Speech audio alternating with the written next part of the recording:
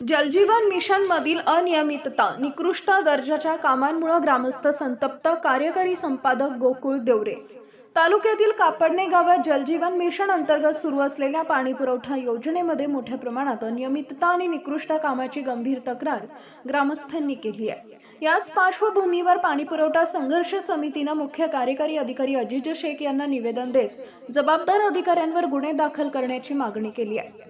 गावासाठी तब्बल 9 कोटींची योजना मंजूर झाली असली तरी आजवर ग्रामस्थांना शुद्ध पाणी मिळालेलं नाहीये असा गंभीर आरोप करण्यात आलेला आहे।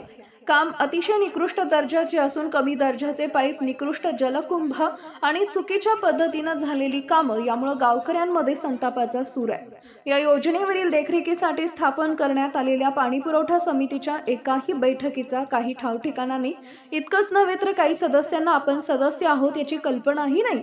त्यामुळे या योजनेवर प्रशासकीय दुर्लक्ष असल्याचं चित्र उभं राहतं।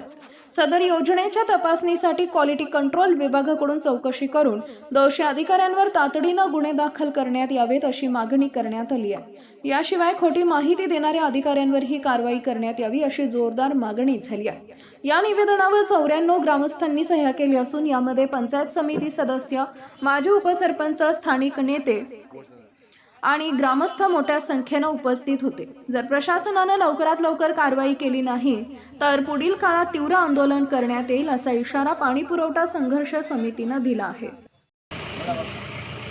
आज आम्ही कापडणेकर जिल्हा परिषद सीओ साहेब यांच्याकडे जे जलजीवन पाणी योजनेच्या संबंधीमध्ये त्यांच्याकडे निवेदन दिले। त्याच्यात कापडण्याची 9 कोटीची योजना 2 वर्षापासून चालू आहे। ती योजना तिचे काम निकृष्ट पद्धतीचं काम चालू आहे आणि ते कामाची चौकशी सीओ साहेब यांनी करावी या बाबतीत आम्ही आज आता निवेदन दिलं। त्या निवेदनातून आम्ही साहेबांना विनंती केली, कापडण्याला मागे सुद्धा 4 कोटीची पाईपलाईनचं काम झालं, पाणीचं काम झालं सोनोत प्रकल्पाचं, ज्याच्यातून ते पाणी कापडण्याला मिळालं नाही। रोज 50-60 हजार रुपयाचं पिण्याचं पाणी रोज लोक विकत घेतात अशी परिस्थिती कापडण्याला झालेली आहे। तरी आता नवीन जी जलजीवन मिशन योजना कापडणेकरांची आहे ती योजना सुद्धा अशाच प्रकारली जर गुंडाळली गेली तरी कापडणेकरांना पाण्याचा प्रश्न बिकट तयार होणार आणि नंतर काही दिवसांनी कोणत्या प्रकारची केंद्र सरकार राज्य सरकारची ग्रँट येणार नाही आणि लोक कापडणेकर पाण्यापासून वंचित राहतील। तरी आज आपली मागणी सांगा। तीच मागणी आज आमची आहे की जलजीवन मिशन योजना सीओ साहेब यांनी चौकशी करून काम चांगलं करावं आणि लवकरात लवकर करण्याची परिस्थिती त्यांनी बघावी। हे आम्ही सर्वजण कापडणेकर सदस्य, काही ग्रामपंचायत सदस्य, नेते मंडळी आलो होतो आणि साहेबांना निवेदन दिलं। कापडणे येथील जलजीवन मिशन योजनेअंतर्गत 2 वर्षापासून 8 कोटी 90 लाखाची एक पाईपलाईन आहे। ती 12 इंची आहे।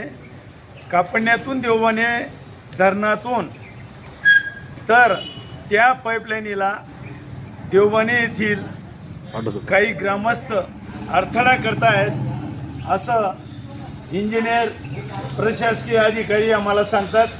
त्याच्यामुळे ते पाणी अजून गावाला मिळालेलं नाही आहे आणि गाव दररोज खाजगी 4 एक्वागार्डवाले 15 रुपये डबाप्रमाणे 50 ते 60 हजार रुपयाचं रोज विकत पाणी घेऊन गाव पित आहे। तरी या एवढ्या मोठ्या शासनाने दिलेल्या पैशाच्या योजना यांचा उपयोग गावासाठी होईल किंवा नाही असं वाटतंय। आज सर्व ग्रामस्थ व नेते मंडळी शिवसाहेबांना आज त्या बाबतीमध्ये निवेदन दिलेलं आहे आणि ते चौकशी करणार आहेत। चौकशी करून तुम्हाला न्याय देतो असं त्यांनी आम्हाला सांगण्याचा प्रयत्न केला आहे।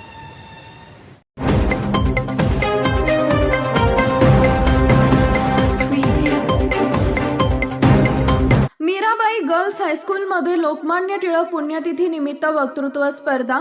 सहसंपादक प्रभाकर अडगाळे, शिंदखेडा येथील मीराबाई गर्ल्स हायस्कूलमध्ये लोकमान्य बाळ गंगाधर टिळक यांच्या पुण्यतिथी निमित्त वक्तृत्व स्पर्धेचं आयोजन करण्यात आले.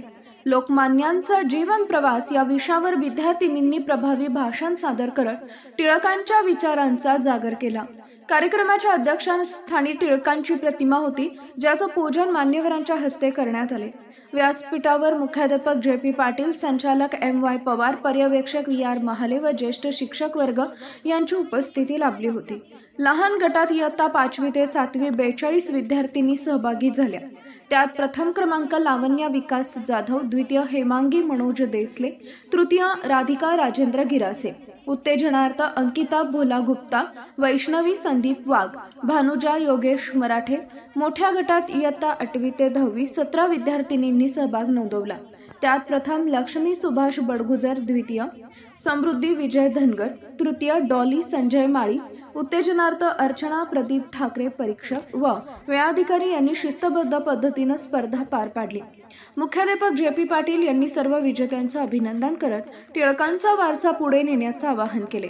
कार्यक्रमाचं सूत्रसंचालन AT पाटील व CS पाटील यांनी केले, तर आभार प्रदर्शन सायली मराठे आणि SJ कुलकर्णी यांनी केले. Lokmanya Tilak is known as the father of Madras who was the first Indian Swaraj success for India. His freedom is our birthright, and we must have it. He inspired millions of his famous slogan, Swaraj is my birthright. And लढ्यातील स्वातंत्र्य सेनानी लोकमान्य टिळक यांच्याविषयी बोलणार ते तुम्ही शांतपणे ऐकावे ही माझी नम्र विनंती. लोकमान्य टिळक यांचा जन्म 23 जुलै 1856 रोजी रत्नागिरी जिल्ह्यातील चिखली या गावी झाला. त्यांच्या वडिलांचे नाव गंगाधर टिळक व आईचे नाव पार्वतीबाई असे होते. लोकमान्य टिळक हे लहानपणापासूनच खूप हुशार, निडर आणि स्पष्ट व्यक्ती होते. त्यांना अन्यायाविरुद्ध खूप चीड होती. त्यांनी केसरी व मराठा ही वृत्तपत्रे सुरू करून लोकांमध्ये राष्ट्रभक्ती जागवली. त्यांनी लोकांना एकत्र आणण्यासाठी गणेशोत्सव, शिवजयंती सारखे सण सुरू केले. त्यांच्या विचारांनी लाखो लोक प्रेरित झाले. त्यांना आदराने लोकमान्य असे म्हणत. त्यांनी आपल्या शेवटच्या श्वासापर्यंत देश सेवा केली. दुर्दैवाने 1 ऑगस्ट 1920 रोजी त्यांनी अखेरचा श्वास घेतला. लोकमान्य टिळक हे समाजसुधारक, स्वातंत्र्य सैनिक व लेखक होते. त्यांचे कार्य, विचार आणि धैर्य आपल्याला देशप्रेम शिकवते.